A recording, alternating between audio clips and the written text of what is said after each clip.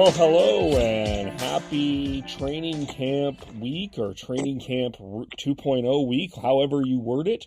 This is the Hockey Podcast. My name is Kevin Olenek. You can follow us on Twitter at podcast_hockey. Like us on Facebook, the Hockey Podcast, or subscribe wherever you get your podcast, Apple, Spotify specifically.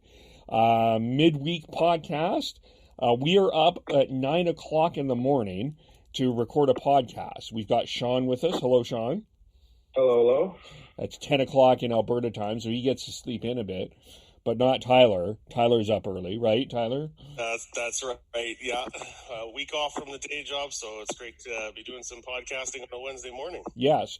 Well, the reason we're doing this is we have the man, the myth, the legend, the man that pronounces words differently than the rest of us, but still gets his point across. The one and only, the hardest working man in show business in Vancouver, Rick Dhaliwal, is with us. Hello, Rick. How are you? Thank you. Very happy to be here and joining you guys, Sean and Tyler and yourself, Kevin. And I'm just happy there's a sunshine outside. I'm going to go hit the links in a couple hours, and I'm just happy that we finally got some nice weather, because I think we had rain last Friday, yes. Saturday. Yes. We get enough of that crap in the winter. We don't need it now. No, it's true. Very true. And it kind of feels, it's weird where we are, because, who ever thought that we would be having training camp in July to prepare for a playoff series? But I want to know what your 4 months off was like. What were you up to before everything kind of got back into normal? And I'm using air quotes for normal. Yeah, I think this virus didn't only flip the world upside down for the hockey players. I think, Kevin, it flipped it for everybody. You guys, me. It took away our normal. And it really pissed me off because, it just took away our normal. And I understand it's there, it's causing problems, but it really caused a ton of problems for the media. I'm going to ask both of you guys, imagine doing a 4-hour radio show at an all-sports station with those sports. I mean, think about that. Think about, what are you going to talk about? And I think this is where TSN 1040 has so many talented guys who can pull off a 4-hour shift with no sports. It's tough. It's tough, and you got to do interviews. You got to think of creative ideas to be entertaining. There's so much more that just goes into just, the Canucks played last night, so we're going to do a 4-hour show tomorrow. So now the Canucks don't play, and we got to do a 4-hour show tomorrow. But the Whitecaps don't play, the Lions don't play, the Giants don't play. Nobody plays.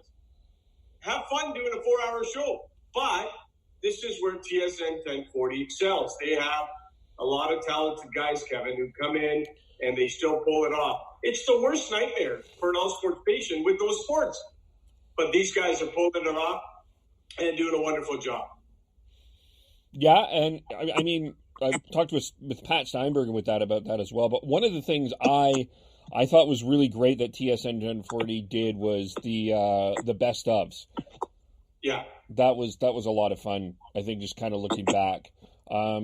Sean, Tyler, what were you thinking there? The TSN top 10 moments all time? Yeah, no, Sean, Tyler, are you there? Yep. Okay, I was just making sure. I'm hearing a little bit of a buzz, so I just wanted to. Oh, thank you, Tyler. Yeah. I love it in top moments all time. It was fun to listen to and see what, especially the morning guys, because you have to get up at crack of dawn and try and figure out something to talk to get people through. Yeah. This. There were still people going to work, but there were still people just thirsty for content and thirsty to be entertained and to be able to escape and to be able to do that and do that consistently. I think they deserve a huge round of applause and congratulations. I'm here in Calgary, but as much as I can, I always try and listen to Halford and Bruff in the morning, just because they always seem to find a way to make me laugh and something they say something stupid, and the next thing you know, they're down to 2 hour rabbit hole on something. So And by the way, morning radio is a little different than the other shifts because morning radio, the Canucks played last night against Minnesota. So you're talking about that game essentially for that whole morning show. And now there's no game last night. But at least the mid-afternoon show and the afternoon show, the day develops and there might be a story that breaks to 9 and 10 and they got something, you know what I mean? But the guys reporting really relied on the hockey scores from the night before, football scores, and there's nothing there. So, and those guys are so creative, and I agree with you. They've done a wonderful job. The morning show is a lot different because you're going over all the last night's games. Well, there's no games last night, so it's tougher. I think those guys have done a wonderful job. I agree with you. Yeah, and it's one thing to, just fill airtime, but it's another thing to do it at high quality. And the morning show really needs lots of energy and entertainment factor. So, that's definitely a more difficult job than the average person might. I agree. And I cannot tell you guys, like when the NHL lockout took place, how tough it was. I remember when the NHL lockout took place and the NHL guys were going to Europe, and I was hunting down Dan Cloutier in Switzerland and getting these interviews. Brendan Morrison went overseas, getting these guys just to fill content. It was a tough time. And when I look at this COVID situation, I go back to that lockout and how tough it was for us with no Canucks hockey. And you guys both, all three of you know, without Canucks hockey, it's a tough go in this market. It's the single most important thing that keeps everyone going 24/7, 12 months of the year. And when that lockout took place, I was hunting down guys in Europe, and I remember getting Dan Cloutier in Switzerland. It was such a good feeling to get him. And hey, what are you doing in Switzerland? How are things over there? So I can tell you right now, I can't wait for hockey to return. I really can't. I know it's under really tough circumstances. There's not going to be any fans. Games at noon, 3, 5. Hey, look, the virus took our normal away, but it didn't take everything away from us. We're going to finally be able to watch hockey again. So I'm happy about that. Oh, aren't we all? Yeah, me too. Sean Tyler, did you have a question? Well, I was just going to say, in terms of, stuff to talk about, you go back to when the first phase of the draft lottery happened. It was like a bonanza for a couple of days. There was just the thirst for something to talk about was pretty intense there. What was that like for you, just sort of jumping back into some actual real hockey news, and what did you think of the format and how it all turned out? The hockey, part of hockey for me that never stopped, the RFAs and the UFAs. And the players that are potentially going to come and go, the salary cap, all that stuff. I'm going to tell you guys, social media changed everything for me. Everything. I grew up in Flintstones radio. It was the cassette tape, reel to reel. We used to do an interview with the phone, cut up the interview and reel to reel. When I was in small town radio, I used to listen to Neil McRae in the mornings on the old satellite radio network, cutting up tape. And then I got to work with the legend Neil McRae, and he was a legend. Neil McRae to me was a legend of Vancouver. He was so good at what he did, but I can't imagine Neil McRae with social media. I really can't. We grew up, and Kevin, I know the kids going to BCIT are in a different mindset.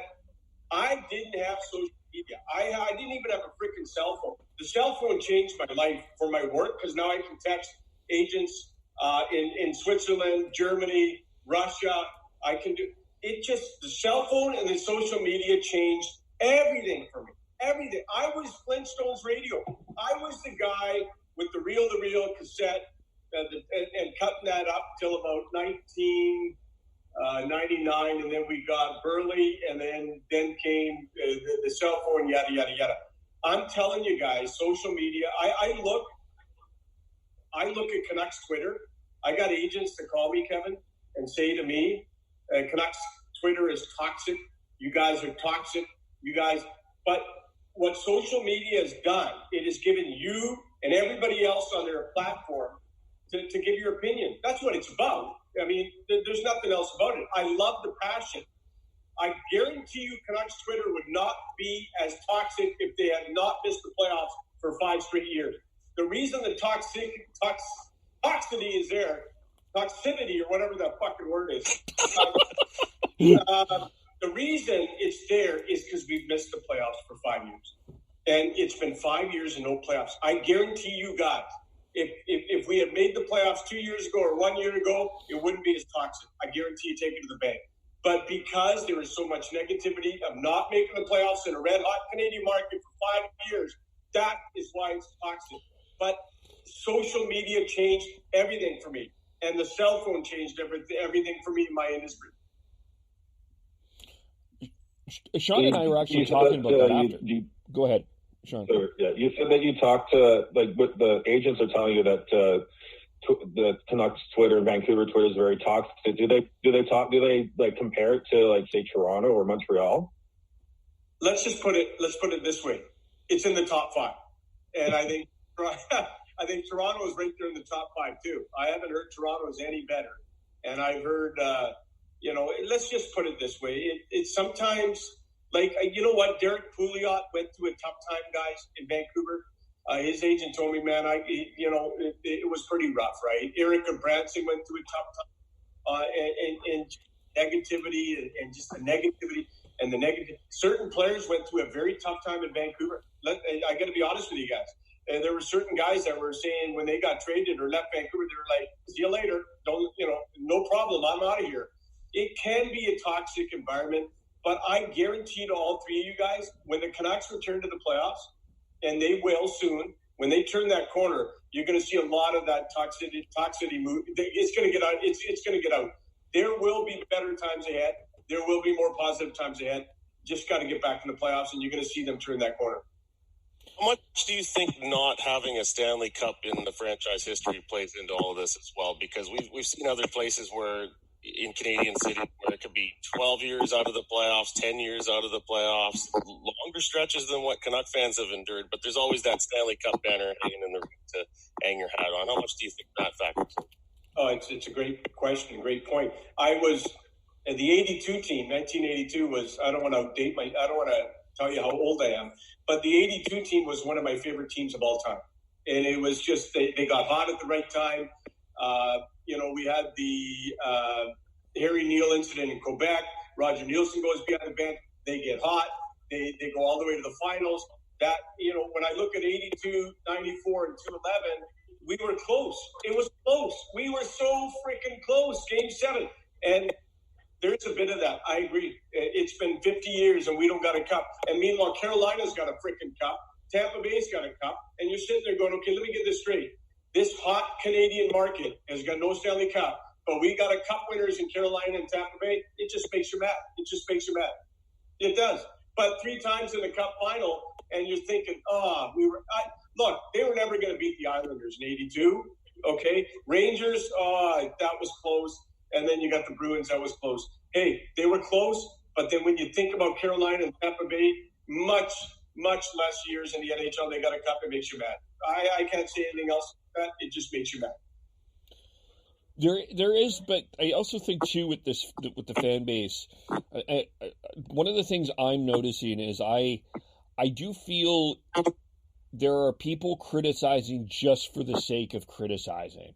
They've almost like my observation, and maybe you, as someone in the radio industry for a far long time can correct me if I'm wrong, but I feel like they're trying to be something that they're not. They're trying to be a Harmon Dial or a God rest his soul, Jason Botchford. And I think that's the part that I think is throwing a lot of this off. Is just, it's sort of the hot take, not really backed up with a lot of fact sort of part of Twitter. Right. But also, Kevin, think about this. We live in a world where you can tweet something and hide behind a fake name on Twitter, and there's no accountability. Yeah. I think the accountability is not there anymore. But I also believe if there's a story, there's a story. If you got a story to tell the story, back it up with facts. And I do believe, for the most part, the media, look, there's a ton of I get criticized for negative stories, and I get criticized, why'd you say that? Why'd you say that? But if there's a story out there, positive or negative, hey, look, I do a lot of positive stories. The Jack Rathbone contract, everyone thought he was going to walk next summer as a free agent. He didn't walk. One of the reasons he didn't walk is because the Canucks do a tremendous job with their NCAA players. And that's why he didn't walk. So I will say this to you, Kevin. If you can keep it in the middle, do some positive stories, that'll help you when you do the negative story. Because there are negative stories. And again, Kevin, when you have made the playoffs in 5 years, you're going to have a lot more negative than positive stories. That's just the human nature. That's fact. That's it. Everything you have with the Canucks with issues right now is the fact they haven't made the freaking playoffs in 5 years. And you got a general manager who's still got a job that hasn't made the playoffs in 5 years. I don't think another GM's have that much rope in this market, but Jim is doing a much better job in the last year. Because look at the JT Miller trade. Look at the Tanner Pearson trade. Look, he's done some good stuff in the past year. Every GM does good stuff and bad stuff. He's no different. But by the fact you haven't made the playoffs in 5 years, you're going to have a lot of negativity. Would it be fair to say maybe the Canucks organization is a little too sensitive to media reaction, media speculation? And, I'm sure every professional sports franchise out there, is sensitive to a certain extent about, how they're talked about. But is it maybe too much with the Canucks? Or? Well, there's a guy that in this market that just went to the Hall of Fame, Tony Gallagher. Tony Gallagher, you trying to tell me Tony Gallagher never got in trouble with the Canucks over there? Yeah. Tony Gallagher was always in hot water with the Canucks, always. Go ask Brian Burke what he thinks of Tony Gallagher. Yeah. Look, when you do a negative story and the team perceives it to be negative, you're going to get in trouble, bottom line. But the thing is, when you do a positive story, they never call. They never, like when Petros Palmu was the Rookie of the Year in Finland, nobody called me and said, hey, good interview. It's just expected. Just do positive stories. Don't do negative stories. But the moment Petros Palmu leaves Utica and slams the coach's job, then they're all mad at me. And they're mad at the kid, by the way, too. The Canucks have held that interview against Petros Palmu since day one, which is, it's just ridiculous. It really is. But it just goes back. You can write a million positive stories, but the moment you write that negative story, they're all over you. That's just human nature. That's human nature. But like I told you, I do a 50-50. You do positive stories, but you can't. This isn't Disney World. The team hasn't made the playoffs in 5 years. There's going to be negative stories. I think they should realize that. You haven't made the playoffs in 5 years. There's going to be negative stories. That's just human nature. So, speaking of stories, and I don't know if this is negative or not. In my opinion, I'm still, to be honest with you, I'm on the fence of where this is in terms of everything. But the Twitter storm that was created this week when Matt Sakaras talked about exploring, the word he specifically used was exploring the possibility of trading Brock Besser. From your perspective, as someone that is in deep contacts with media here, what allows Matt Sakaras to share? Like, if you're in Matt Sakaras' shoes, and I know you're backing him, what basically from your perspective, why does he share that story? What gives him that permission? Well, I can't tell you. Matt can't tell you why I do things. I can't tell you why Matt does things. I can tell you that Matt Sakaras is one of the most respected. You got to go back before Matt Sakaras arrived in Vancouver. He was a really good writer, Kevin. I think you know this, at the Globe and Mail. He was a national CFL writer. Matt and I go back 20 years. I have tremendous amount of respect for his work from day one. People talk about Matt Sakaras on the radio. People don't realize he was one of the best writers in this country, writing sports. This guy was a wonderful freaking writer. Like, I used to, when the Globe and Mail came out, I would look for Sakaras right away. What's he writing? Just a wonderful writer. One of the best this country's ever produced. I'm going to back Matt Sakaras. He's a teammate. He's in my building. He's in my team. I'm going to back. I always back guys. That's just the way I am, and I'm not going to stop here. I did enough due diligence on the weekend, Kevin, to tell you that Matt Sakaras was onto something. Matt Sakaras was not wrong. in what he reported. If the Canucks have to make a move, and one of the possibilities could be Brock Besser. It's just common sense. If you want to Foley, Markstrom, and Tanev re-sign, somebody's got to go. It's common sense. And the guy going to create cap space is not on the fourth line. He's not defenseman 6, 7, 8. To create cap space, you've got to move a guy in the top four of the top 6 forwards or top 4D. It's common sense that if they have to move anybody to create cap space, to get to Foley, Markstrom, and Tanev done, somebody's got to go, and it's got to be an important player. And he said the possibility is one of those players could be Besser. It's not an outrageous story. It makes sense. He was bang on, and I can't tell you why and when and where, but I can tell you that Matt Sekeres, I had zero issues with what he reported, and he was, as far as I'm concerned, he was bang on. Because of these cap issues, if they have to create space to sign one of those 3 UFAs and Virtanen and Stetcher, somebody's got to go.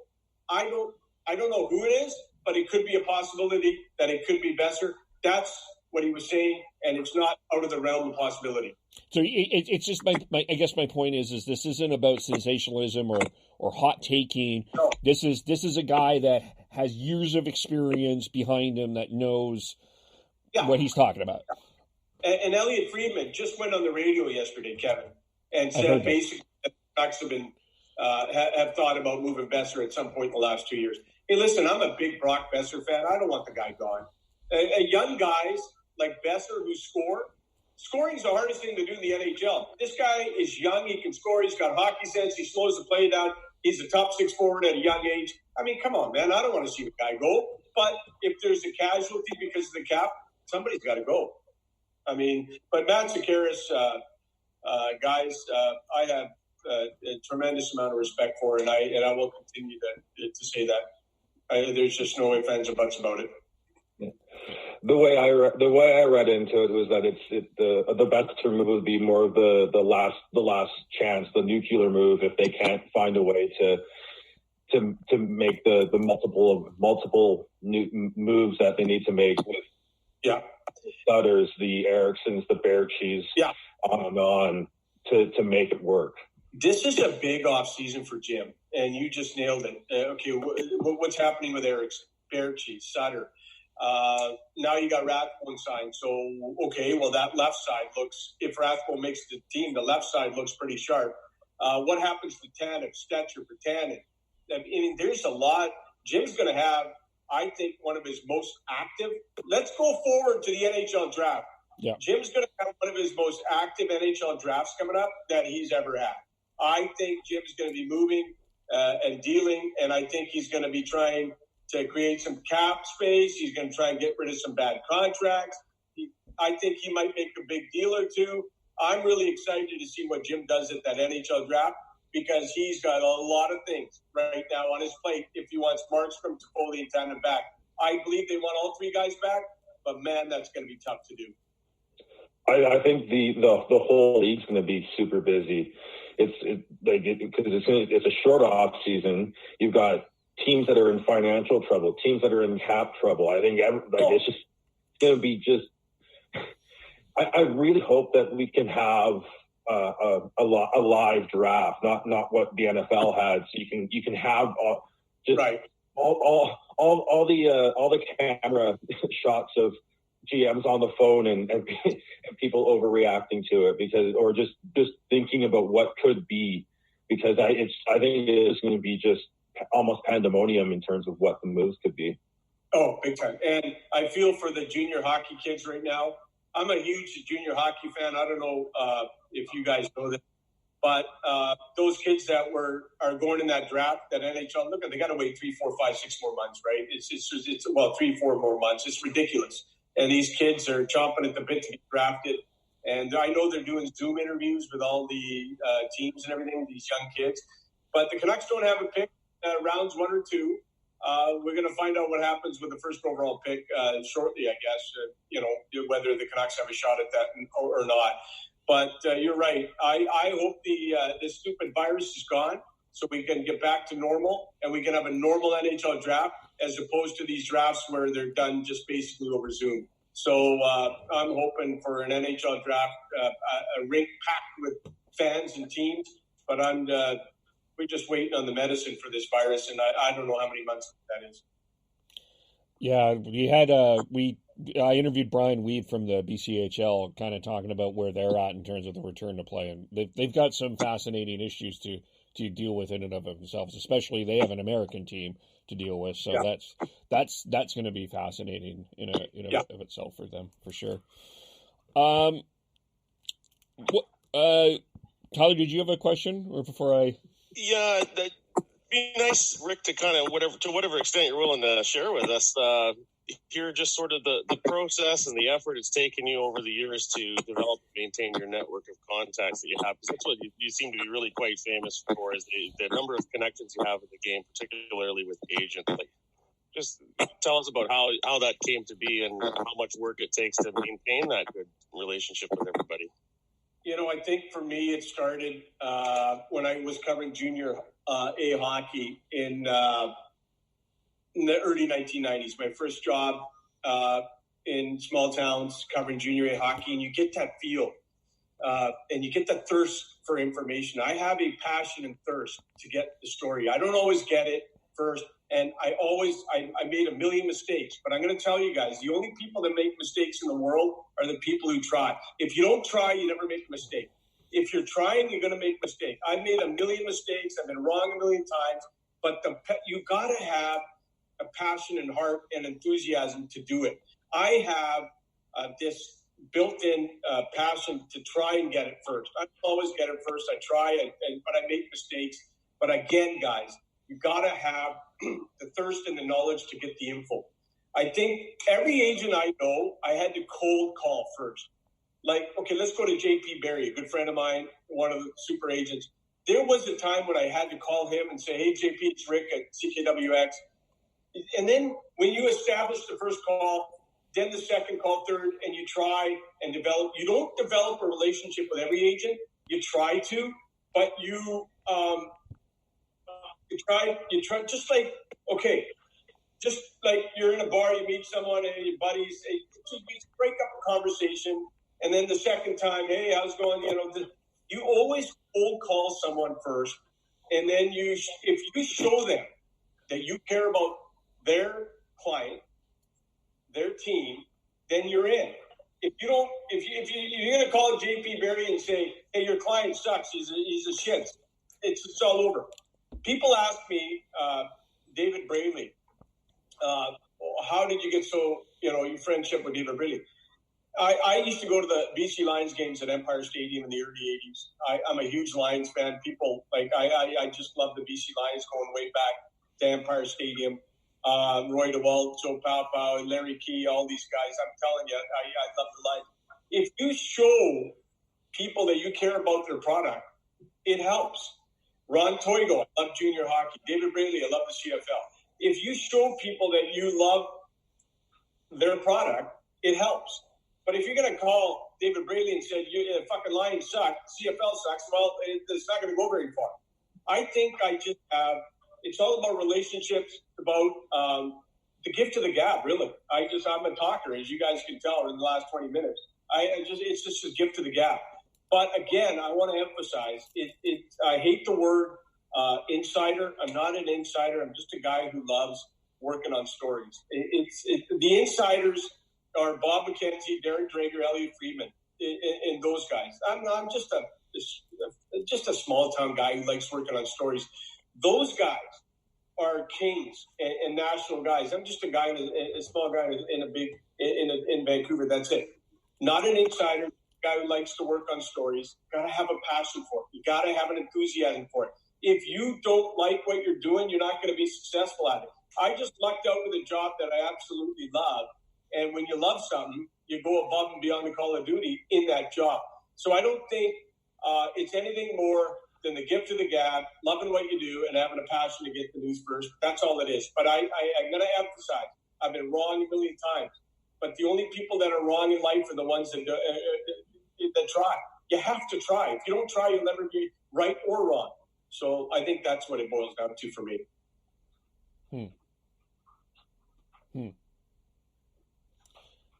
Yeah,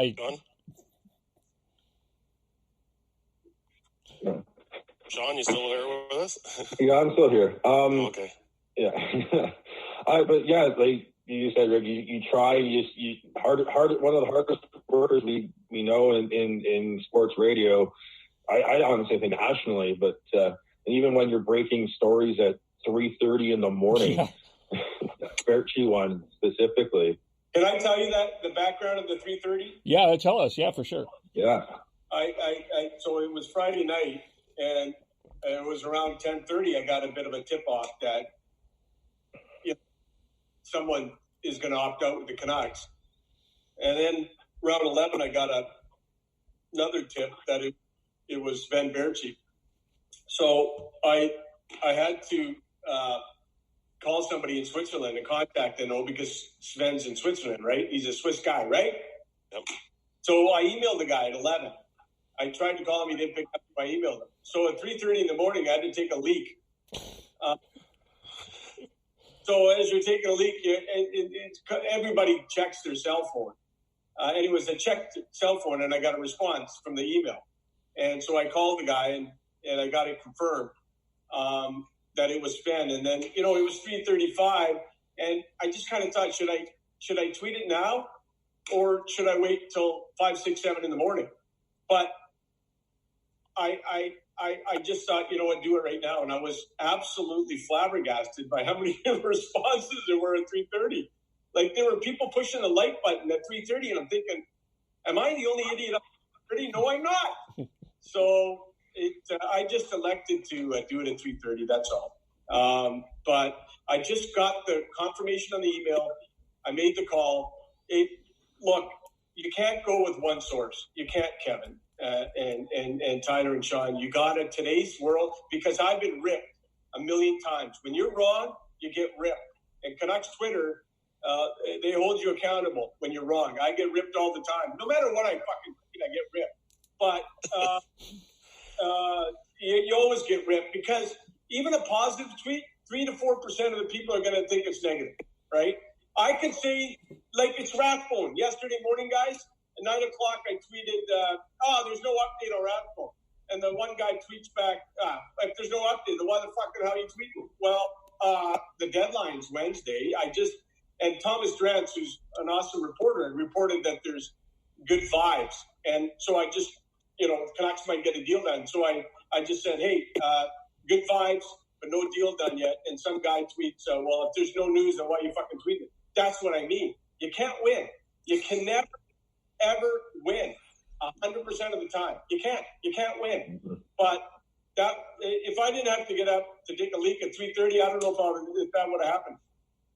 Well, I think that really illustrates that in the Twitter world, the news cycle is 24 hours. I mean, and there's, people doing shift work or whatever. There's always an audience out there at any hour. You can't sit on something and wait. You'll get scooped if you do. Yeah. And it's a great point. I hate sitting on stuff. And then sometimes I sit on information. I get beat and I get mad. And then my source will say, don't use that yet. Don't use that yet. And then it gets leaked out. And I'm like, you're fucking killing me. You're killing me. It's okay. I think as long as you try, and you're not going to get them all. You're not going to be right all the time. But as long as you try, I think trying is the key. And I think, I'm scared. I'm not going to lie to you guys. The biggest fear when you're getting tried out, guys, is if you're wrong. Because if you're wrong, you're going to get fucking blasted. You're going to get blasted. Yeah. Oh, guys, go ahead if you got questions for sure. Well, as far as being that Rathbone signing, with that Rathbone signing, it's well known that Judd Brackett was a good sort of family friend of the Rathbones, and I'm just wondering how dicey that signing potentially was with him now no longer with the organization. I can tell you guys something. I've been covering the National Hockey League for 25 years. I have never in my life had a kid change teams because of a scout. Zero. I can't give you one freaking example of a guy saying, hold it, that scout helped draft me, but now he went from Vancouver to Minnesota. So I'm not going to sign with the Canucks. I'm going to go to Minnesota. It may have been one of the most ridiculous things I've ever heard in my entire life. I am telling you, I have never, unless you guys can help me, I have never heard of an example of a kid like saying, I'm going to change teams because the scout is gone from Vancouver to Minnesota. I'm going to sign in Minnesota. I have never in my entire life. I've heard of players saying that coach went from Vancouver to Minnesota. I might think about it, that GM, but I have never heard in my entire life a player changing teams because of a scout. I think it was one of the most ridiculous things I've ever heard in my life. It was a non-factor. It was not a story, and I cannot believe. Jack Rathbone, the Canucks deserve a lot of credit on this signing. First of all, they have done tremendous work in the NCAA. Rafferty, Demko, Besser, Gaudette. They have done a super-duper job in the NCAA in the last 5, 6, 7 years. Really good. And Judd Bracken's been a big part of that. And there's a kid, Aiden McDonough in Northeastern. Keep an eye on them. All three of you. 7th-round pick. I think this guy's going to be a player. He's another bracket pick. But never have I heard a player leaving for a scout. But I'm going to tell you, the Canucks have done a tremendous job. And look at Rafferty. Rafferty signed, had numerous teams after him, signed Vancouver after a conversation with Jim Benning. Rafferty picked the Canucks because of a conversation with Jim Benning. They've done a super-duper job at the NCAA level. I'm going to tell you that much right now. So you mean like Judd Brackett isn't this wizard of can't make players change teams? Is he not the Messiah? I thought he was the Messiah Most High to come. Can you name me the head scout in Winnipeg, Carolina, Tampa Bay, Florida, LA? No, you can't. But for some odd reason in this city, he became a hot story. I don't understand. You remember Mike Penny, guys? Mike Penny. I do remember. Yeah. Back when was the Canucks head scout. It never was Mike Penny get that much ink that Judd Brackett got. I don't get it. Judd Brackett was good at what he does, and he's going to help the Minnesota Wild. But my goodness, I had a guy tell me, an executive in the NHL, he said, "Why the hell is this a story? Like, what are you guys doing out there? Like, why is Judd Brackett a massive story? He's a good scout, and I think he can become an assistant GM or whatever he wants, Clint. But why was this a massive story? I don't get it." Well, for me, I think there just seems to be this great fascination with draft picks, the draft lottery. Like everybody seems to have a crystal ball that's better than the next person somehow. Yeah. Is it different somehow with the Vancouver market than it is in other places? If it is, why is that? What is your take on all of that? I think it's like I said before, and I'll say this again. It's no playoffs 5 years. Back to that. Yeah, it comes to that. I'm going to tell you right now, if the Vancouver Canucks can make the playoffs for the next 4 years, there will be zero negativity on Twitter. Zero. It's just, I can't emphasize enough to you guys that when they start winning, turning the tide, and they will, because this is a good young team, good young core. When they start winning, things will change. The media will be more positive. Twitter will be more positive. It'll be a much, much, much better. You got a franchise player in Pettersson, franchise player in Hughes. You are on the way. This is a good young team. Now you got to surround the young kids with good players. And I believe if the Canucks were winning 4 years in a row and the Judd Brackett story came up, I don't think it would be as a big story as it was this year. So I think when the winning comes, take it to the bank. The negativity will be gone for the most part. I guess it's kind of easy for people to forget what 10 years ago was like, but Twitter wasn't as big. It was around, but wasn't as big an impact on the market. But it was a pretty high swag time for both Canuck fans and the media covering the team. You have to remember, after 2-11 in the Bruins, the Canucks lost in the first round, I think, to the LA Kings back-to-back. Then there was the loss to the Flames.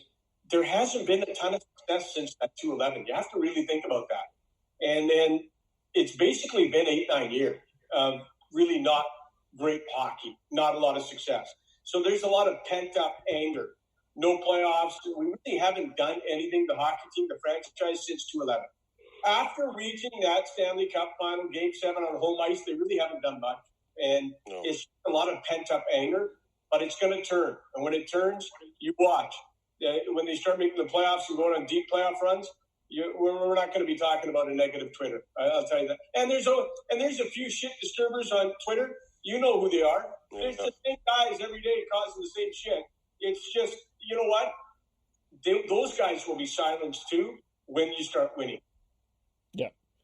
Yeah. I actually don't think the Canucks have won a series since 11. No. Say that again? They haven't won a playoff series since 11. Yeah, that's what it's not just the last 5 years. Yeah. After 2011, they lost to the Kings in the first round, I think, a couple of years ago. Yeah, you're right. They have not been past the first round in 9-10 years. You're in a hot Canadian market. Passionate fan base. These guys, this is a really smart, educated hockey fan base. You know, I'm going to tell you another story, okay? Rathbone's advisor could not believe the passion for his client because Rathbone wasn't a first-round pick or a top 10 pick.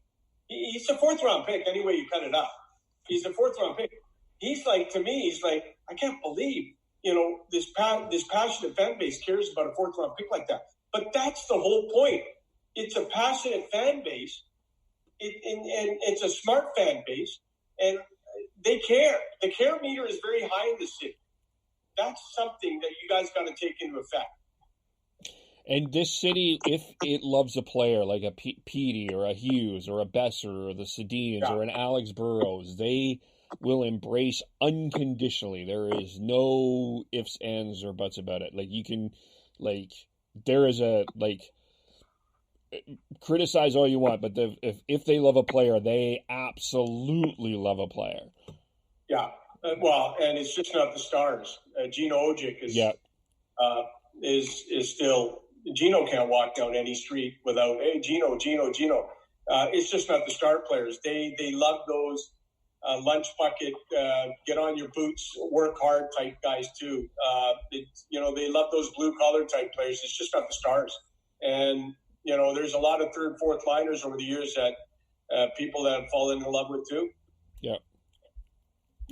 Absolutely. No, for sure. That's what you get with a passion. I want, before we get into the playoff series, I wanted to ask you quickly about Michael Furlan and where we are at with him.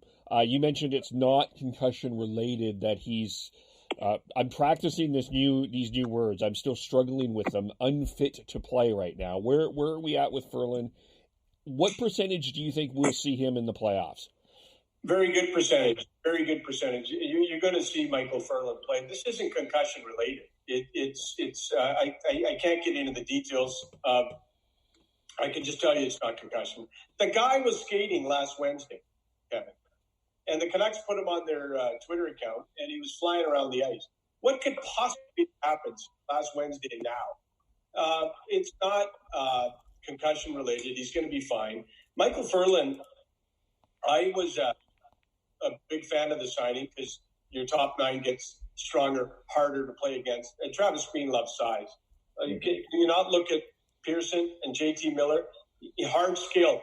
Travis loves hard skill. So when your top nine get harder and harder to play against, and their skill, and Michael Furlan falls into that group, there's a reason they went after him. I don't have any issues with Michael Furlan signing.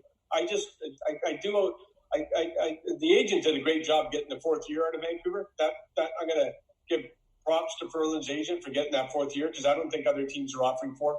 But Michael Furlan's going to be fine. Let's see how he does against Minnesota.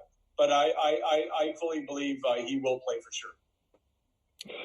Yeah, the hard to play against winger is something that Travis Green absolutely loves, and throw in Antoine Roussel as well. I think with the Pearson, Miller, Furlan, and Roussel in your top nine, or even throw one of them down onto the fourth line, and they're built for playoff hockey in that aspect. Yeah, absolutely. And I'm going to tell you something right now. Travis Green, former Western Hockey League, played in the Dub, coached in the Dub. These Western Hockey League guys love size, and Travis is no different. And people say to me, why are they going after Triumphant? What the? Well, what has Triumphant got? He's got size. And if you can be a little bit bigger on the back end, you know, Quinn Hughes is not, you know, obviously he's a stud defenseman, but he's not the biggest guy. But if you can add some size in the back end, I think you try and do that. Do you think there's an underappreciation for, you know, what it takes in playoff hockey around the Vancouver market? So size would be one of those things, grit factor, whatever term you want to use. Do you feel like there's an underappreciation for those elements on a hockey team when it comes to the Canucks fan base? Because it to me, it seems that way when you spend a bunch of money on a guy that isn't necessarily a top six forward. Exactly. And okay, so now back to the St. Louis Blues winning the Cup. Go look at their average size and weight, height and weight. I swear to God, they did not have a defenseman under 6'3", and they're forward. Go to the Washington Capitals, huge team up the middle. I think every centerman was 6'3" or 6'4", and they got tons of. And Jay Beagle was a part of that. They got a ton of production from their third, fourth lines. You're bang on. To go deep in the playoffs, you need production from your lines 3 and 4, and that's one of the Canucks' problems in the last few years. They can't. Their lines 3 and 4, they get very little production offensively from them, and that's one thing they got to improve going forward. You know who goes deep in the playoffs? Teams with 4 lines, teams that have production from lines 3 and 4. Those guys are important in the playoffs, big time. Yeah, I mean, I think back to Patrick Maroon last year after they won the Cup there in St. Louis, commenting on, you know, I think he made the comment, screw speed and skill. Yeah, that's it. And it's additions like Patrick Maroon that make a big difference in the playoffs. Yeah. Because you're playing game in, game out. You got to play all these games every night. The compete level in the playoffs is goes up tenfold from the regular season. I mean, it's and the bigger you are, you can grind the other team down. So size is, I'm telling you, Jim Benning loves size, but Travis Green loves size just as much. Well, yeah, and you look at that blue, yeah, you're right about the size, and there wasn't this big superstar on the Blues. Like, I mean, Ryan O'Reilly was their best forward, but you're not going to put Ryan O'Reilly in an NHL superstar place. Yeah. He's a Patrice Bergeron type, right? So yeah, it's fascinating. I was actually I actually was looking into the Blues lineup last night and just watching how they built through the draft, and only some unique trades, like the whole how they got Jordan Binnington is actually quite fascinating. It goes back to Eric Lindros and Scott Stevens, even back that far. He's part of that chain. It's just, you know, and experience too. I think that's the other thing. And I think that's one of the things when you get to the team draft, the team tank part of this, or the team draft or team win, experience has such a huge factor. Like you talked about it even with you, if you don't try and you don't make mistakes, you don't learn from them. And that's the other thing is this experience that the Canucks are going to go through, the play-in, play-off, is going to build this team so much in the future. So much. So the young guys. Yeah. You know, Jay Beagle's won a Stanley Cup. He's won a Calder Cup. He's won the East Coast Hockey League title. Jay Beagle knows how to win. Okay? So Jay Beagle is going to be looking at this going, I'm ready to go. So what about those young kids? You know, they're going to be a little bit more nervous. Minnesota is not going to be a cakewalk, guys. If you look at the goals for and against, if you look at the point totals, these teams are pretty even, Steven, right across the board. I think the Wild have a way better blue line, but Canucks have a better crop of forwards, and the goaltending goes to Vancouver. But I don't think this is going to be an easy series. I don't think anybody can stand there and say, you know, it's going to be a sweep for the Canucks. I think this is going to be a really evenly matched series. It's going to be huge for players like Patterson and Hughes, just to deal with, like, not only do they have to deal with like a series where they can make opposing coaches can make adjustments game to game, but they've got a 3-week lead up to try and plan for these super skilled kids. Yeah, big time. And another thing, the coaching staff, guys. You don't think Travis Green's chomping at the bit at this? Oh, absolutely.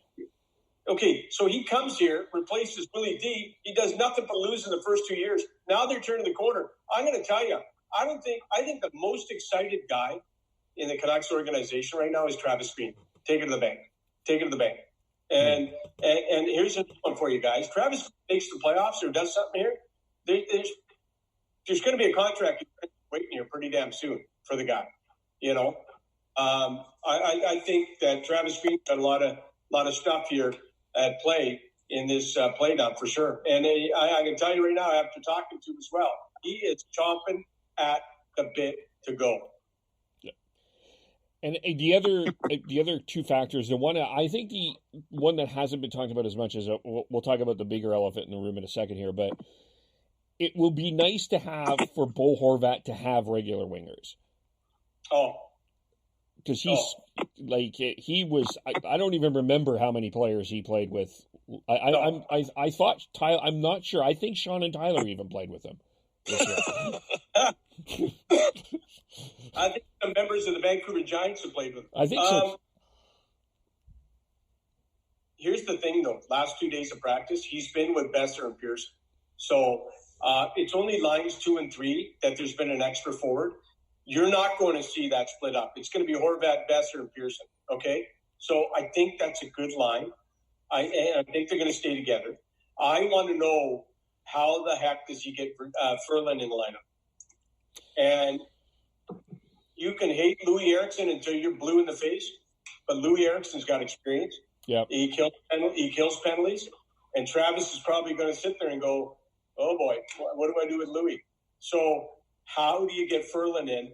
And how do you? And are you even? I know everyone. I know the hatred. I get the hatred for Eriksson, but Travis Green also says he's got experience. He's got a lot of games in the National Hockey League. So there's some interesting lineup changes, boys.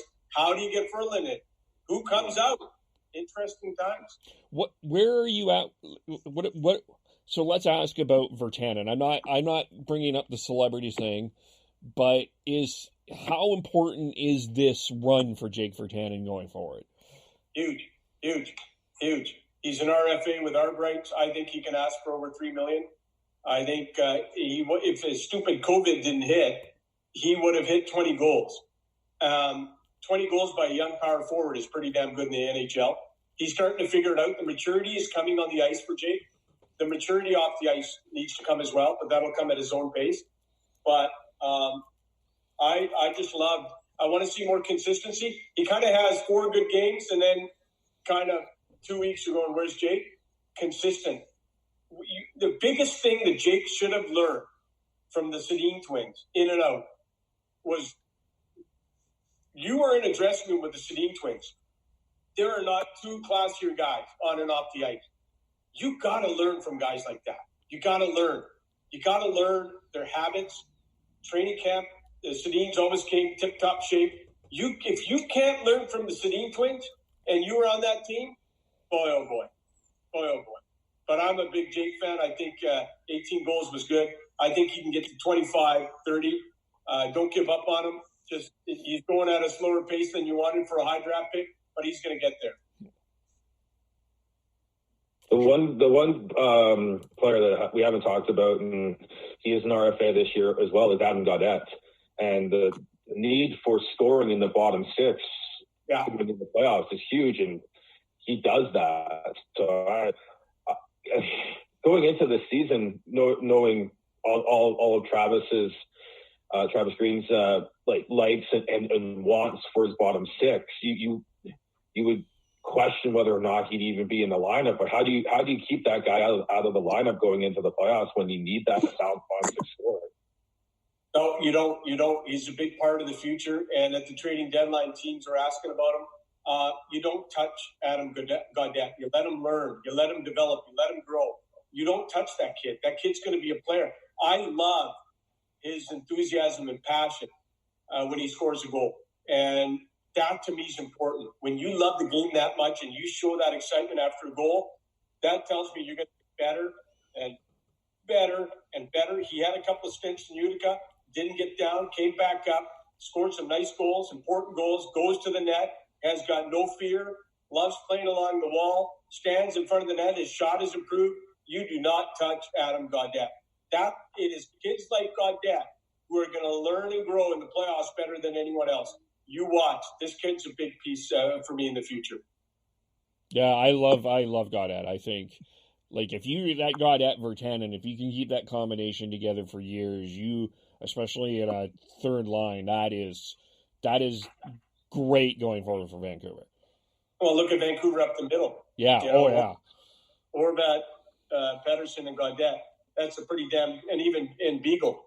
I don't care what you say about Beagle. Beagle, he's a good team player. He tell you right now, that experience we talked about. He's won a Stanley Cup, an American Hockey League title. He's won an East Coast Hockey League title. Somebody tweeted yesterday, Beagle's skating like he's just in tip-top shape. He gets it. You win a Stanley Cup with Washington, guys. They're really, Canucks are strong up the middle. I have no issues with them up the middle. Yeah. Up the middle, they're strong. For me, the questions are on the wing. You've got, you said, Louis Eriksson, and he also Brandon Sutter as well that needs to may need to slide in in the lineup. There's going to be some big roster decisions on the bottom six wingers. Sutter is not coming out. There's no way. I see Mott, Beagle, and Sutter staying together. They kill penalties. And Tyler Mott, he's got a ton of speed. You don't take that speed out of the lineup. In fact, he's the fastest guy in that fourth line. You don't take him out. I don't see him coming out. Travis Green loves Tyler Mott. He loves the engine. He loves the speed, the no-quit attitude. He just loves the fact the kid, the engine's always moving. I don't think you can show me tape of Tyler Mott's feet stopping on the ice during a game. It's you go to a minor hockey rink everywhere, and you got a parent or a coach yelling, "Move your feet" to a kid on the ice. You don't have to tell Tyler Mott to move his feet. His feet are moving 24/7 when he's on that ice. Yep. Yeah, no, and it's noticeable when he's not playing. Like when they've gone stretches without him, the pace for the Canucks seems to drop off a little bit. That's something I've noticed anyway. I think that's Benning's most underrated acquisition. It was Tyler Mott. Yeah, and you guys, I don't think the Canucks are the fastest team in the NHL, but they're going to get there slowly. But Tyler Mott helps with the speed of the overall speed. You don't take that guy out, and the coaching staff just loves his character on and off the ice.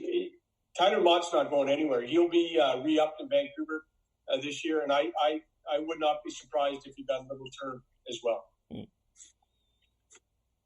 A guy like Zach McEwen, is it a long shot for him to get any time in the qualifier, or if they get further on beyond that, or has he got a real chance to actually push for some playing time?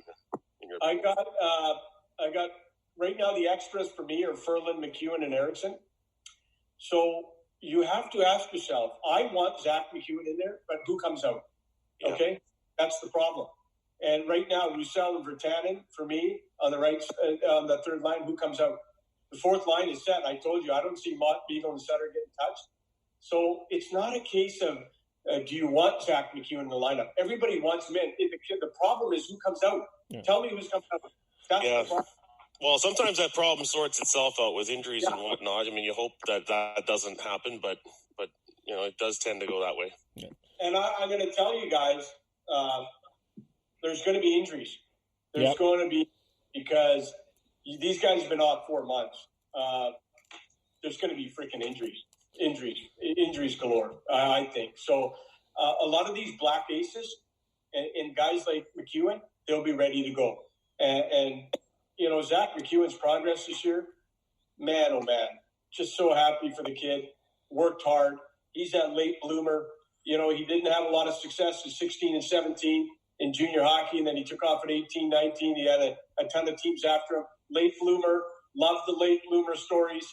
So I'm telling you right now, big fan of Zach and how he's gotten to where he's gotten today, which has been through nothing but hard work.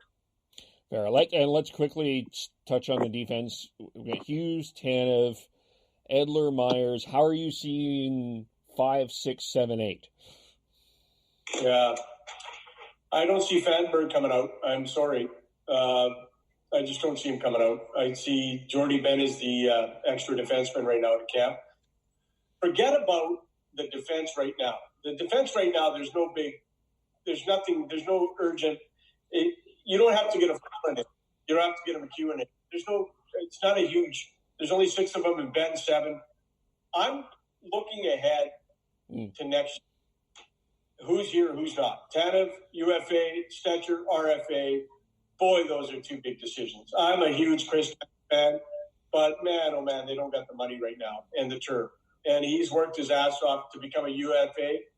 I just don't see how they can get him done. And if he walks, how do you replace him? Probably via trade. Then you're going to have to top somebody up. But what do you do with Stetcher? Do you qualify him or do you not qualify him like Ben Hutton? And now that Rathbone's going to be here most likely next year, I just think the fascinating decisions on defense for next year for the Canucks is the 2 big ones are Tanev and Stetcher. What do you do with them? Yeah, I agree. Like, I'm a big Tanev fan as well, and he's on and off the ice. Everything that we have access to, just he screams like a player you need to win, and puts his body on the line, and that is probably the biggest issue with him. He has put his body on the line, and durability is an issue. But I just he's one of the father figures of the team. Him and Edler, and he takes care of the kids, and I think he's been a huge reason why Quinn Hughes is now officially a Calder nominee, and why if you're bringing in Rathbone next year, having him there to be there on Rathbone's right side potentially be a great idea to do as well. Yeah, and he's so good off the ice. So well liked in the dressing room. So well liked by the GM and the coaching staff. There's so many positives about Tanev. I know everyone talks about the injuries, but you know what? When you're one of the leaders in the NHL at blocking shots, you're going to get injured. Okay, and a lot of his injuries are from blocking shots. Let's be honest. And he puts his body on the line every freaking night. I hope they can find a way to keep him because I think he's a big part of the culture of the team. And I think deep down, Chris Tanev wants to return to Vancouver, but Chris Tanev's also a UFA. You might have to test the market to see if you can get the term and the money you want if it's not here in Vancouver. But I think a lot of teams around the NHL value this guy really high. I think they really do. Yeah, and I mean, he's a guy that's played in a Stanley Cup final. You know, it seems like a lifetime ago, but you know that has value as well. Yeah, well, you don't have to convince me about Chris Tanev. I'm just worried about if he's outpriced himself for Vancouver, and if he has, that's the issue I have. Hey guys, I have to go golfing. I'm going to be late for my golf game. Well, hey, we can't let you do that. So thanks so much, Rick, for coming on. I am so glad we did this. I hope we can do it again. I hope we can visit you at your new studios here soon as well, and keep doing what you're doing. I big fan of you guys. Thank you, Kevin, and good luck in your radio broadcasting. And finish that course and get out there. It's a great medium, radio. I know mainstream media has taken a hit last few years, television, radio, and TV, because of the internet, cell phones. It's all kicking us in the nuts, all of it. But radio is the one. Radio is the most best job in the world. It's the one that's going to survive for another 100, 200, 300 years because it's not going anywhere. And it's going to be good to see you a part of it. Thank you. Thank you so much. We will talk to you soon. All right. So Kevin, do me a favor. I don't know if we want to. Well, that was Rick Dhaliwal. Good luck with his golfing and all of that and whatever he's doing. And he's great. I could sit and talk with him for another 2 hours, and I still would feel tired. Devin was listening in. If Devin wants to chime in a bit, he can for sure. Are you still there, Devin? He's gone. No, he's gone. Yeah. Oh. Very candid. I was going to say much more of an open interview than I was expecting there from Rick, and interesting to hear. Kind of how much heat he's under all the time in his work. It's a tough gig. He didn't want to use the word insider. He was I thought he was kind of underselling himself. I mean, to me, when he says it's news, it's for real in Vancouver, and it's hard to get to that level of credibility in the work that he does. Yeah, it's just he's worked hard, and he became the go-to source for any sort of rumors or reports or news, behind the scenes looks type stuff for Vancouver sports fans, specifically Canucks fans. But he's still, like I said, he's got David Braley, he's got other connections with in the CFL as well, because that's a big he likes the CFL as well. So yeah.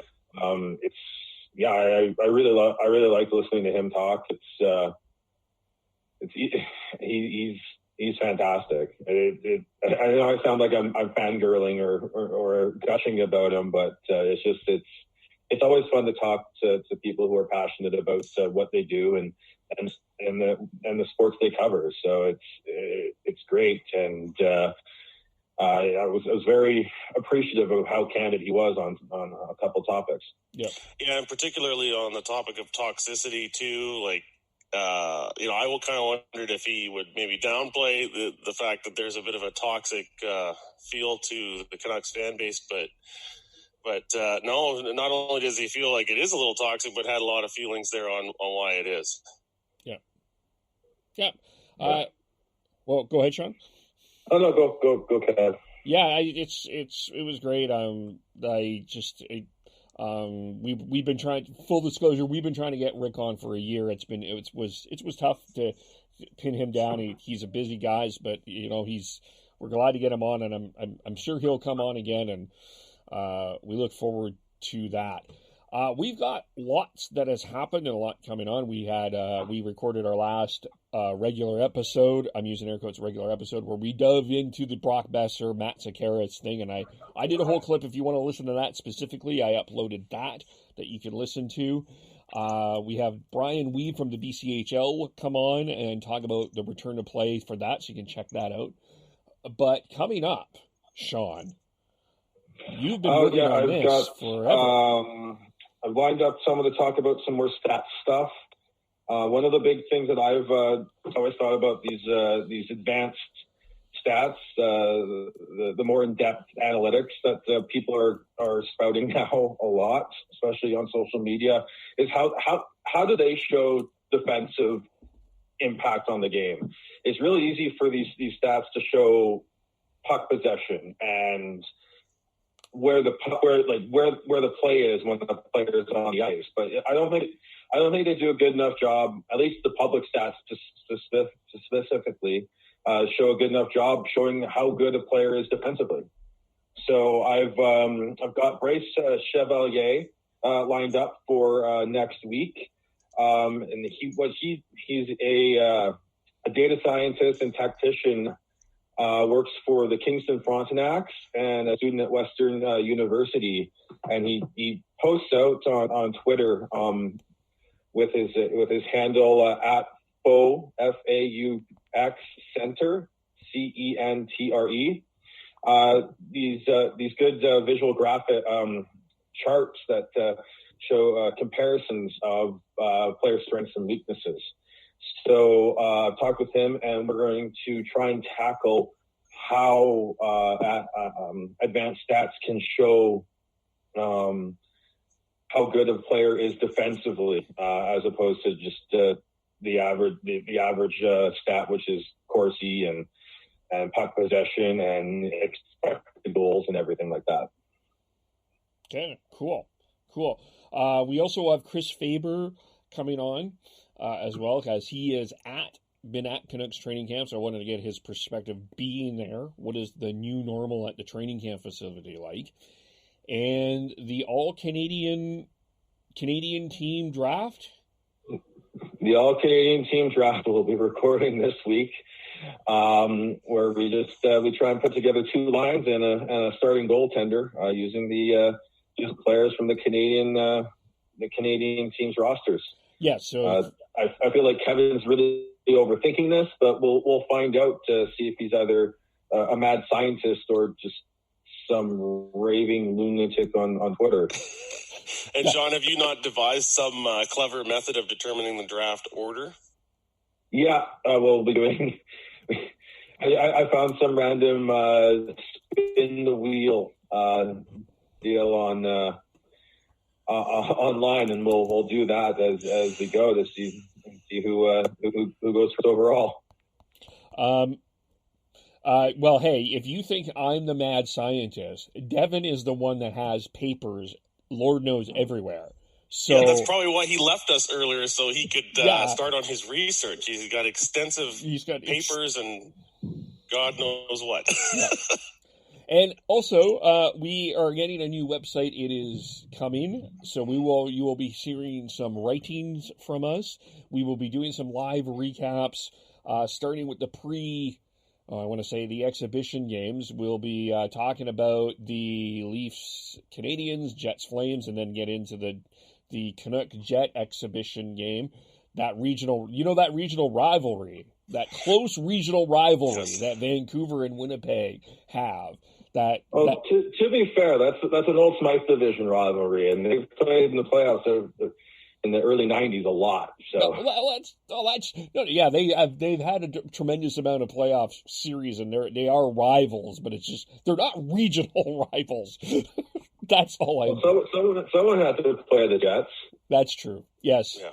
Exactly. And we'll be doing more there with that. So keep an eye out for that. Subscribe on iTunes and Spotify.